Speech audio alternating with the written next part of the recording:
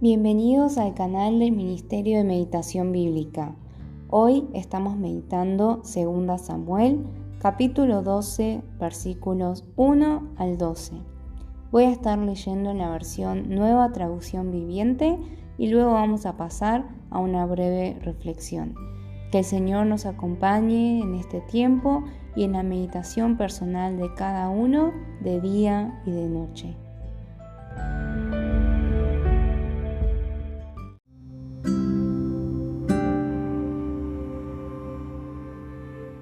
Por lo tanto, el Señor envió al profeta Natán para que le contara a David la siguiente historia. Había 2 hombres en cierta ciudad, uno era rico y el otro pobre. El hombre rico poseía muchas ovejas y ganado en cantidad. El pobre no tenía nada, solo una pequeña oveja que había comprado. Él crió esa ovejita, la cual creció junto con sus hijos. La ovejita comía del mismo plato del dueño y bebía de su vaso, y él la cunaba como a una hija. Cierto día llegó una visita a la casa del hombre rico, pero en lugar de matar un animal de su propio rebaño o de su propia manada, tomó la ovejita del hombre pobre, la mató y la preparó para su invitado. Entonces David se puso furioso. Tan cierto como que el Señor vive, juró, cualquier hombre que haga semejante cosa merece la muerte. Debe reparar el daño dándole al hombre pobre 4 ovejas por la que le robó y por no haber tenido compasión. Entonces Natán le dijo a David, «Tú eres ese hombre. El Señor Dios de Israel dice, yo te ungí rey de Israel y te libré del poder de Saúl. Te di la casa de tu amo, sus esposas y los reinos de Israel y Judá. Y si eso no hubiera sido suficiente, te habría dado más, mucho más.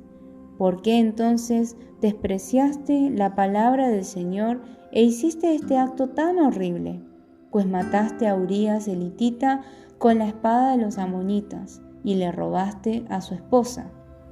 De ahora en adelante, tu familia vivirá por la espada, porque me has despreciado al tomar a la esposa de Urías para que sea tu mujer.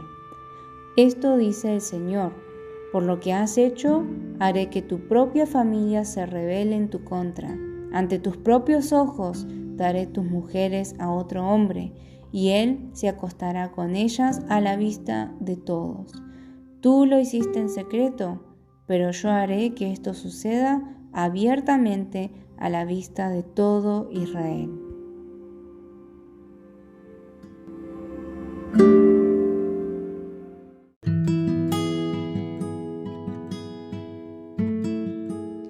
En el día de hoy quisiera compartir específicamente 2 puntos.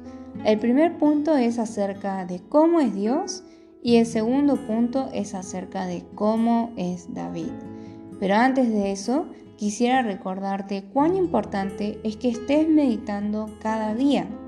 Y en especial un libro como 2 Samuel, que es como una narración histórica. Entonces, cuando no meditas un día, es como si te perdieras 15 minutos de la película entera. Y a veces en esos 15 minutos pasan cosas muy importantes, sin las cuales es difícil entender qué es lo que está sucediendo después o incluso cuál es la conclusión de la película. Así que en ese sentido quisiera animarte e invitarte a meditar todos los días, porque así va a ser mucho más fácil entender cómo es Dios y qué es lo que Él quiere enseñarnos a través de su palabra. Entonces, yendo al pasaje del día de hoy, ¿cuál es una característica básica, muy sencilla que podemos ver acerca de cómo es Dios? Bueno, vemos en el versículo 1 que Dios envió a Natán a David para hablarle sobre este acto horrorífico que había hecho David. Entonces, recapitulando, ¿cómo es Dios? Bueno, Dios habla a David para hablarle acerca del pecado que ha cometido a través del profeta Natán. Entonces, dicho en otras palabras, ¿cuál es el propósito por el cual Dios va a hablar a David a través del profeta Natán?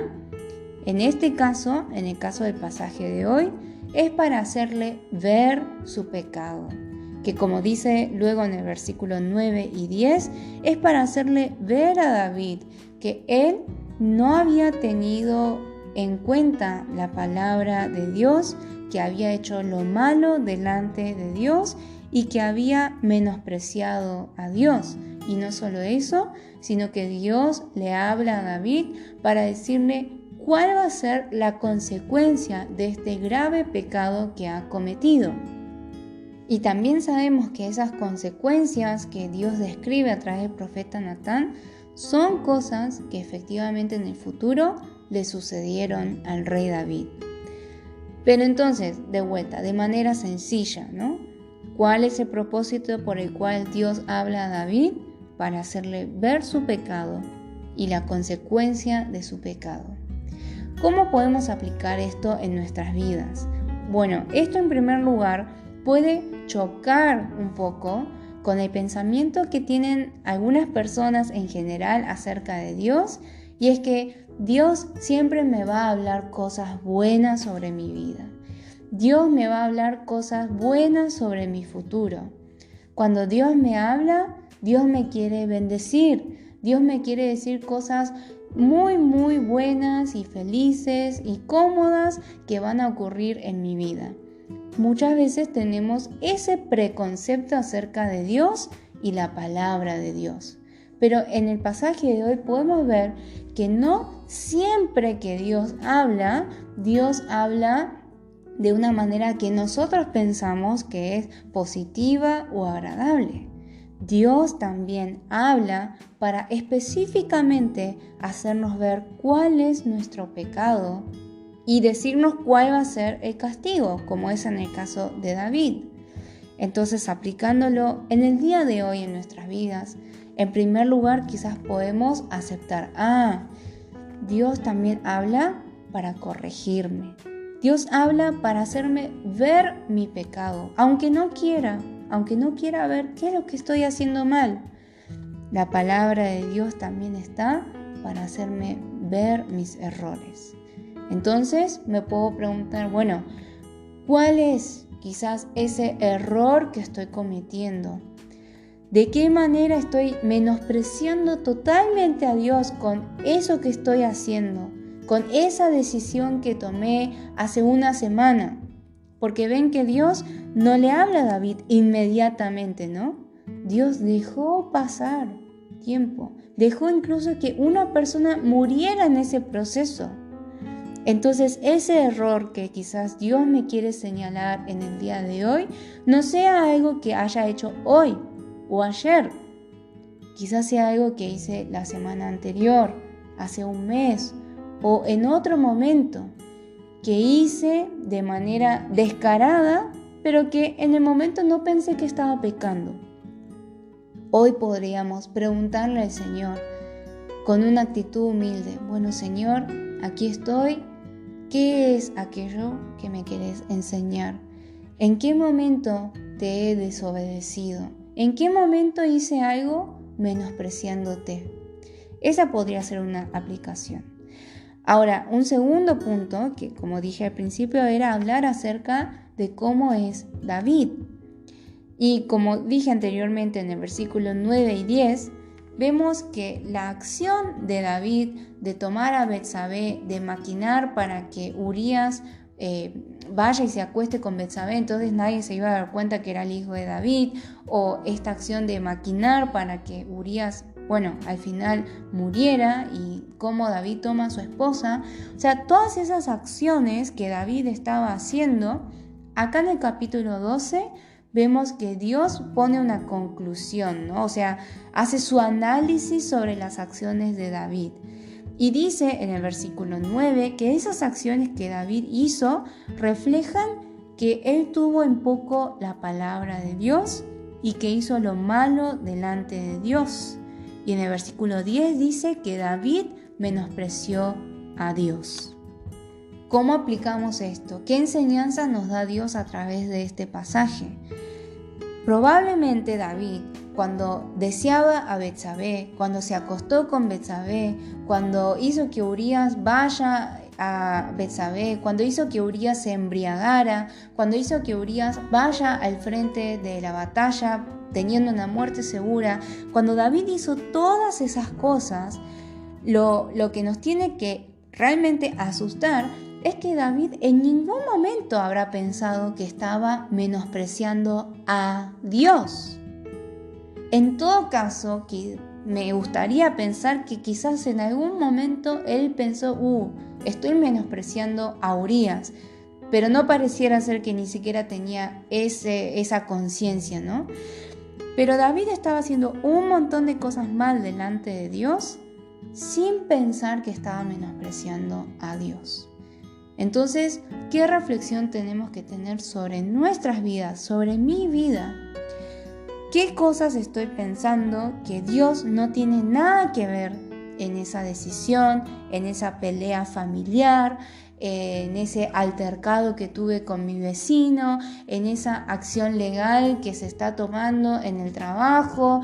Cosas en las que yo pienso que Dios no tiene nada que ver.